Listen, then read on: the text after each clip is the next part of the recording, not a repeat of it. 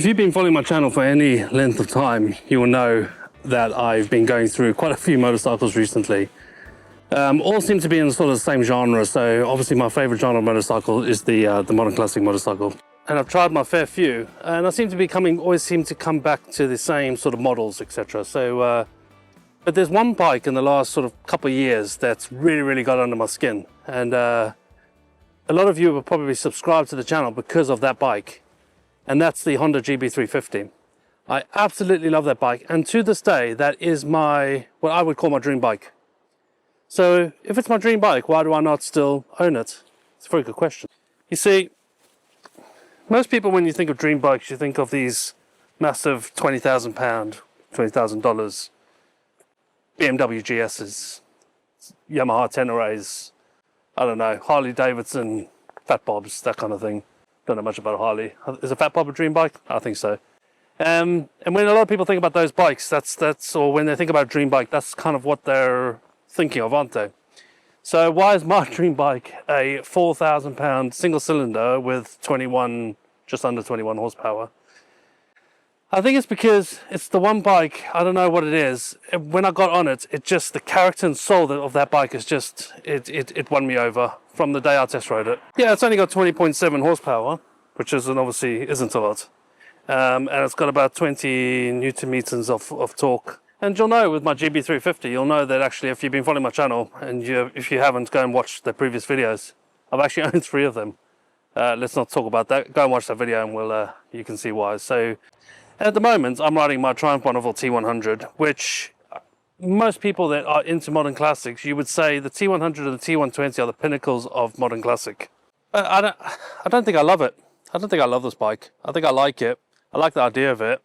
Obviously, it's very British, so it's great to sort of harp us back to, simpler times. I feel like they've become a bit too modern. It doesn't really pull at my heartstrings. Whereas when I got on the GB350, that single cylinder, that engine note, that exhaust sound, that little pa, like little bullets, absolutely fantastic. I absolutely love it. It's intoxicating. But I always said the Honda GB350 would be the perfect bike for me if it just had 10 more horsepower. That's all. And yes, obviously when I bought 3 of them, I knew what I was getting into. And for 90% of my riding, that bike is absolutely perfect. But for the 10%, so the 10% is, I work from home 5 days a week. But on the odd occasion, I do need to go into my London office to see a client, for whatever reason that is. And it's very rare, but it does happen. When I do go into London, I prefer to take my bike. Now the reason is yes, I can get the train, and the train is actually probably a little bit quicker door to door. But to go into London, I live just outside of Cambridge, you're looking at about £60 return ticket. And then I still need a London Underground ticket on top of that. So you're looking at about £70 before you even go in. And then obviously the extortionate prices that they charge for, to go and grab something for lunch, etc. So I tend to take the bike. The bike, the T100 will probably cost me about £15 in fuel. I can leave when I want, I can head into work and I can come back when I want. But the vast majority of my commute is on the A1, and that's a 70-mile-an-hour dual carriageway. Now, yes, of course, the Honda GB350 can do it. Yes, of course, you can sit in the slow lane, but the bike just lacks that little bit of extra power, and I think it's quite important to me.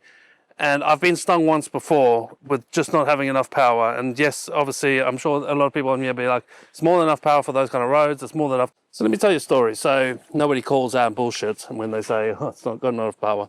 A few years ago, I decided I left work and I wanted a career change. And the only way that I could change careers was going out and getting a degree. I worked in retail all my career, and no matter what anyone says, and you might have transferable skills, once you work in retail, you're kind of stuck. So I went out and got my degree. So while I was doing that, I was working part-time in a Waitrose supermarket.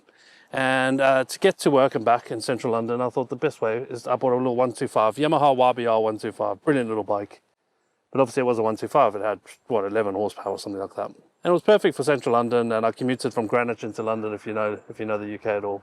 And then one day I was commuting in on a Saturday afternoon. I was going to do a late shift, and I was behind a van, and I positioned myself what I felt was quite safe in the sort of closer to the middle of the lane. I was behind the van was going through a green light, and there was a car behind me, maybe 10 or 15 meters behind me. So, and there was a car coming the other way, turning right, so it would have been turning across. he clearly obviously didn't see me. So as soon as the van went through the green light, this car over here saw an opportunity. Why he thought he could sneak in, but there was obviously a car behind me. Anyways, he quickly sped to cut across to turn right, and he turned right straight into me and hit my back tire. Now, I saw this coming. I preempted the accident that was going to happen. And obviously, yes, I probably could have slammed on brakes, but if I had slammed on brakes, I think he would have hit me straight on. So my instinct was to accelerate out of it. I dropped a gear, and the bike just didn't have enough power. Just didn't have enough power to get me out of that situation. Now, I'm not saying it was guaranteed, but I'm pretty confident that if I was on like a 600cc or 500cc motorcycle, I would have been able to accelerate out of that. So, yes, the Honda GB only has 20 horsepower. Is it enough? 90% of my riding it is, but there is 10% where sometimes I feel a little bit vulnerable. An extra 10 horsepower I think would go a long way. So the rumour mill has been stirring for years now, or at least the last year, ever since the GB350 was announced in the UK. And obviously I know in the States you guys don't get it. There's been a rumour of a GB500. And everyone says it couldn't be done. A single cylinder 500cc, a bored out engine of the GB350 just wouldn't pass emissions. They said they would use the twin cylinder engine from the likes of the Hornets 500 or the CL500, the NX500. They would use that engine. And if they used that engine, even if it was in the same bike, it just wouldn't have the same character. The whole point of the GB is that long stroke single, which makes it just so fantastic to ride. Everyone who rides one, especially one if you've ridden it long enough to let it open up a bit, you really know what I'm talking about. You really have to try it. You really have to sort of live with it for a little while. And like I said, I absolutely love the GB. And if it just had 10 horsepower more. But last night my Instagram feed went absolutely mental. My YouTube, when I went on this morning to have a look, I noticed, oh my God, the CB500 has been announced in India. Now in India, the CB350 is the same as the GB350. They just call it a CB over there. So the CB500 is built on the GB350. And I have to say, if they bring that bike to the UK, the Bonneville's going. And that 500 is coming into my life. Right, let's get back on the bike and let's talk about that. Talk about my reasons. So yeah, so GB500 is the bike I've been waiting for. Now, it's if you read the specs, well, the specs haven't been released, so all we've seen is walk around from India. There's a couple of things I don't like, there's a couple of things I do. So the chassis looks identical, so it looks like it's built on the GB350 chassis. The engine layout looks exactly the same, so definitely it's going to be, well, we know it's a single. An air and oil-cooled single, is what we believe. So it should have the same character. It's got 27 horsepower, so it's not quite the extra 10. And yes, it's only 7 horsepower, but I think that 7 horsepower will probably be enough to get that bike to cruise comfortably between 70 and 80. At the moment where you're sort of cruising between 65 and 70. The wheel sizes seem to be the same, so what's it, a 19-inch in the front and a 17-inch in the back. But this time it looks like there's going to be 2 variants, one with spokes rims and one with alloy. And the spoke rims, you have to say, how many people, if they bought that spoke rim to the UK or anywhere else in the world, if they're a direct swap, which you assume they would be, then how many people on their GB350s will be upgrading their rims? And vice versa, you put the GB350 rims on your 500.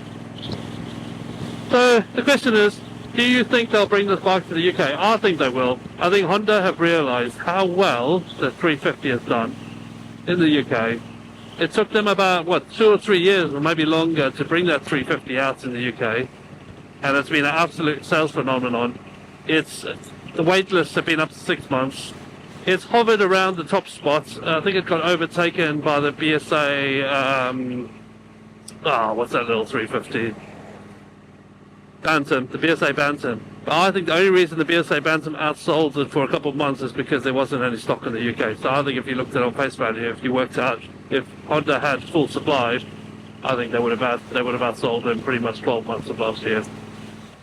And yeah, so I'm going to hang on to this Bonneville now, and hopefully we'll find out sort of the EICMA time, when is that, like October, November, if the Honda's going to come to the UK. I'm guessing if it is, it's going to get announced the back end of this year with availability early next year. Funny enough, I've already contacted my local dealer before the CB500 even came up on YouTube. It was still speculation. I contacted my local Honda dealer that I bought my original GB350 on, and I said, I know it's only rumours, and he said it's all speculation. He says they know nothing. Rubbish, I'm sure they do. I said to him, put my name on the waiting list.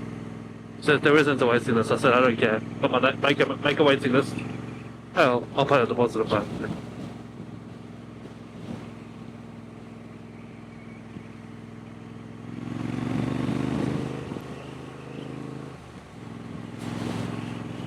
So yeah, do you guys think a 500 GB would do well in the UK? It would be the only 500cc single cylinder now that Royal Enfield no longer does the 500. I think it'll be an absolute sales success. I think what will happen is a lot of the guys who bought the 350 who absolutely love it but know that it's a bit underpowered would trade up. And if you're looking for a 350, it'd be a great time. The used market's going to be flooded. Anyways guys, that's my thoughts. I just thought I'd add my opinion, my thoughts to the announcements. See what you guys think. But just know if it gets launched, hopefully I'll be one of the first people to get my hands on one. Alright guys, I'll catch you in the next one. Thanks for hanging out.